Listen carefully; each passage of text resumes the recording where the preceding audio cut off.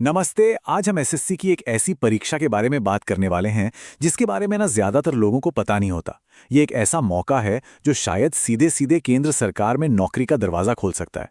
तो चलिए SSC phase 14 2026 की हर एक छोटी बड़ी बात को अच्छे से समझते हैं। अच्छा, जैसे ही सीजीएल या सीपीओ का नाम आता है, दिमाग में क्या आता है? लाखों की भीड़ और एकदम गला काट कंपटीशन। कई बार तो ऐसा होता है कि बहुत अच्छी तैयारी के बाद भी हाथ में सिर्फ निराशा ही लगती है। लेकिन जरा सोचिए, क्या हो अगर कोई ऐसा रास्ता मिले जहां भीड़ भी कम हो और कोई खास हुनर ही किसी को सबसे आगे ले जाए? जी हां, हम बात कर रहे हैं एसएससी सिलेक्शन पोस्ट एग्जाम की। तो चलिए सबसे पहले ये समझते हैं कि आखिर ये परीक्षा दूसरी परीक्षाओं से इतनी अलग और इतनी खास क्यों है। सिलेक्शन पोस्ट की सबसे मजेदार बात पता है क्या है? ये कोई एक नौकरी के लिए होने वाला एग्जाम नहीं है। असल में ये केंद्र सरकार के अलग अलग विभागों में जो सैकड़ों छोटी छोटी नौकरियां निकलती है ना, उनका एक पूरा का पूरा गुच्छा है जिसे एक ही परीक्षा से भर दिया जाता है। अब सवाल यह है कि इसे छिपा हुआ अवसर क्यों कहा जाता है? देखिए, पहली बात तो ये कि इसके बारे में सीजीएल या सीपीओ के मुकाबले बहुत कम लोग जानते हैं। इसमें 300 से भी ज्यादा तरह की पोस्ट होती हैं, लाइब्रेरियन से लेके नर्सिंग ऑफिसर तक। और क्योंकि कई पोस्ट के लिए खास डिग्री या डिप्लोमा चाहिए होता है, तो कंपटीशन अपने आप ही बहुत कम हो जाता है। चलिए, अब थोड़ा और गहराई में जाते हैं और समझते हैं कि ये नौकरियों की नौकरी असल में है क्या और इसमें किस किस तरह के पद मिल सकते हैं। अगर बिल्कुल सीधे सरल शब्दों में कहें तो जब भी सरकार के अलग अलग मंत्रालयों या विभागों में कुछ कुछ पद खाली रह जाते हैं, तो एसएससी उन सभी को एक साथ भरने के लिए ये सिलेक्शन पोस्ट की परीक्षा करवाता है।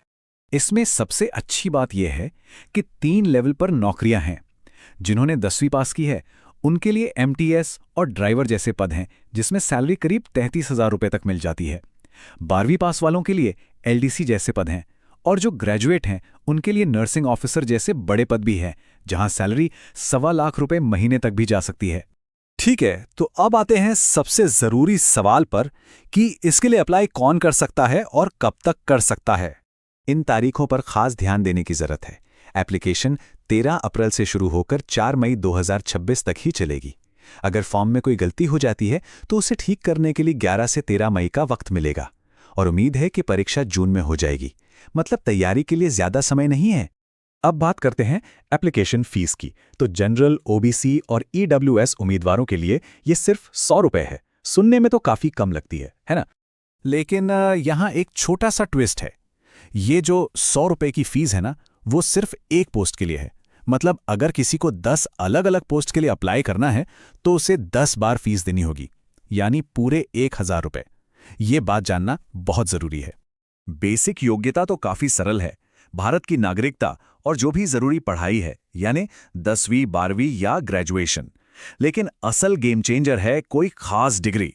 कई बढ़िया पदों के लिए नर्सिंग या एग्रीकल्चर जैसी प्रोफेशनल क्वालिफिकेशन मांगी जाती है, और सच कहूं तो यही वो चीज है जो कंपटीशन को आधा कर देती है। उम्र की सीमा भी हर पद के लिए अलग अलग है, 18 से लेकर 42 साल तक। चलिए अब फटाफट सिलेक्शन प्रोसेस को भी समझ लेते हैं, जो कि बहुत ही सीधा और सिंपल है। देखिए, इसमें कोई लंबा चौड़ा मेंस या डिस्क्रिप्टिव पेपर का झंझट नहीं है। प्रोसेस एकदम आसान है। पहला स्टेप है एक कंप्यूटर बेस्ड एग्जाम। अगर वो पास कर लिया तो कुछ पोस्ट के लिए एक स्किल टेस्ट होगा, जैसे टाइपिंग या ड्राइविंग का। और बस आखिर में जिस विभाग में नौकरी मिली है वो आपके डॉक्यूमेंट्स चेक करेगा और हो गया काम। हर परीक्षा में कुछ ना कुछ नए बदलाव होते रहते हैं। तो आइए देखते हैं कि 2026 में वो कौन से बड़े बदलाव हुए हैं जिन्हें जानना हर उम्मीदवार के लिए बेहद जरूरी है। ये इस साल का सबसे बड़ा और कह सकते हैं कि गेम चेंजिंग बदलाव है। पहले क्या होता था, पूरे पेपर के लिए 1 घंटा मिलता था। आप अपनी मर्जी से किसी भी सेक्शन पर जितना चाहे टाइम लगा सकते थे। लेकिन अब रीजनिंग, जनरल अवेयरनेस, मैथ्स और इंग्लिश हर सेक्शन के लिए सिर्फ 15 मिनट फिक्स कर दिए गए हैं। अब इसका सीधा असर एग्जाम की स्ट्रैटेजी पर पड़ेगा। मैथ्स जैसे सेक्शन जिसमें कैलकुलेशन की वजह से ज्यादा समय लगता है, उसे भी अब सिर्फ 15 मिनट में ही खत्म करना होगा।